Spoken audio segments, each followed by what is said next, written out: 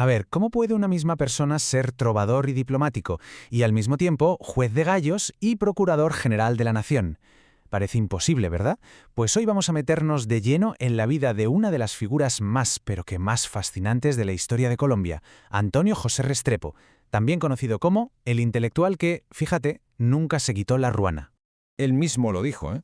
Con sus propias palabras ya nos deja caer el tremendo rompecabezas que era su identidad. Y ojo, que esta frase no es una simple anécdota, ¿no? Es que es la clave para entender a un hombre que vivió literalmente en mundos opuestos. Por un lado, la cultura popular, las fondas de arrieros, y por otro, la alta política, los salones diplomáticos de Ginebra. La pregunta es obvia. ¿Quién era este hombre en realidad? Pues la respuesta es que era todo eso. Todo a la vez. Y no eran máscaras que se ponía y se quitaba según la ocasión, nada de eso. El trovador, con esa chispa para el repentismo, era el mismo jurista de una erudición que dejaba a todos boquiabiertos, y el aficionado a las riñas de gallos era el mismísimo diplomático que defendía al país en Europa. Cada una de esas facetas era auténtica, una pieza de un personaje complejísimo, que claro, solo podía forjarse en una Colombia que era, en sí misma, un país de profundas contradicciones. Vale, para poder entender de verdad a este hombre tenemos que hacer un viaje. Un viaje a su origen. Vámonos a la Antioquia del siglo XIX. Pensemos en una tierra de colonos, de mineros, de montañas casi imposibles de cruzar. Es ahí, en ese entorno, donde se moldeó su carácter indomable y ese arraigo tan profundo con lo popular. Aquí lo tenemos, 19 de marzo de 1855, en Concordia. Esto era la frontera de la colonización antioqueña, ¿eh? Pero atentos, porque hay un dato que es crucial. El pueblo lo había fundado su propio abuelo. ¿Y esto qué significa? Pues algo muy importante. Restrepo no venía de una de esas familias que heredan la tierra sin más. No. Su gente era de la que creaba la tierra, por así decirlo, a golpe de hacha y de sudor. Esa mentalidad de pionero, de hacerse a uno mismo, le marcó para toda la vida.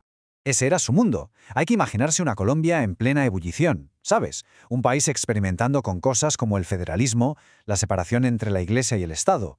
Y Antioquia, en concreto, era eso, una tierra de frontera, de pura expansión agrícola y minera.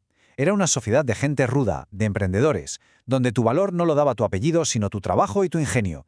Pues en ese caldo de cultivo se forjó el carácter de Restrepo. Y aquí vemos esa dualidad que lo definió desde muy joven. ¿Qué pasó? Pues que la fortuna de la familia empezó a flaquear. Y el joven Ñito, como le llamaban, tuvo que buscarse la vida. Su rutina era increíble. Se pasaba 6 meses trabajando como un obrero más en la mina de oro del Zancudo y con el dinero que sacaba de ahí se pagaba los otros 6 meses de estudios. Esta experiencia le dio algo que sencillamente ningún otro intelectual de su época tenía.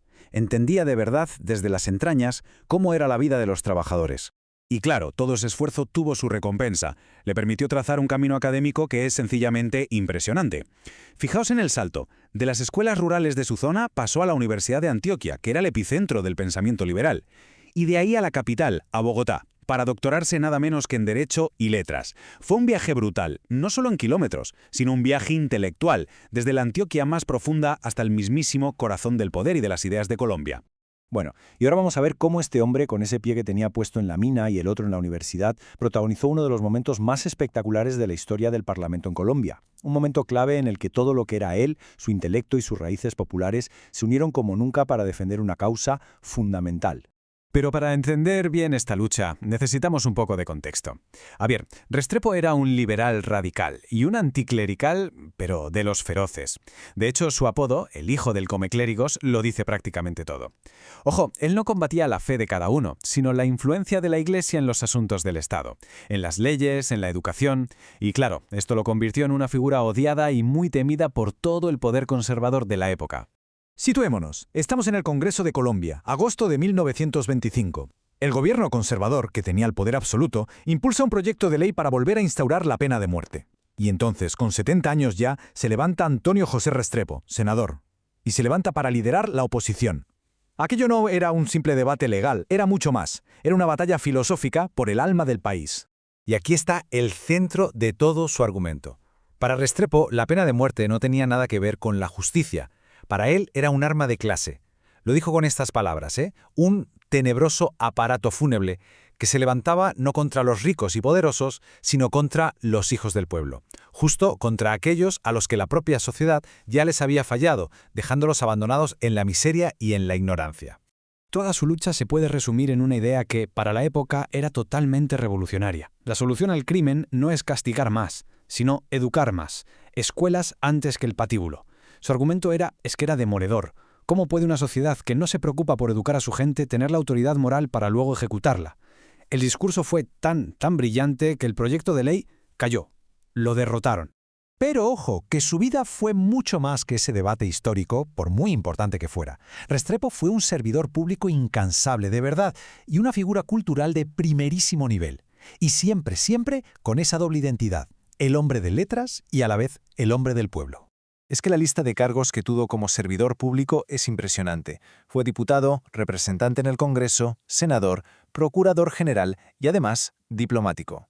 Representó a Colombia en Francia y, muy importante, en Ginebra, ante la Sociedad de Naciones, que era como la ONU de la época, y allí demostró algo clave, que los intereses de un país se defienden mucho mejor con la inteligencia y el derecho que con las armas.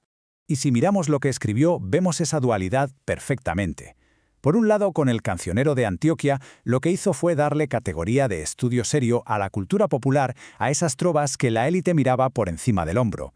Y luego, con su estudio sobre el poeta Candelario Obeso, hizo algo todavía más radical para su tiempo. En un país abiertamente racista, salió a defender el genio de un poeta afrocolombiano, diciendo que era la vanguardia, lo más moderno de la literatura nacional.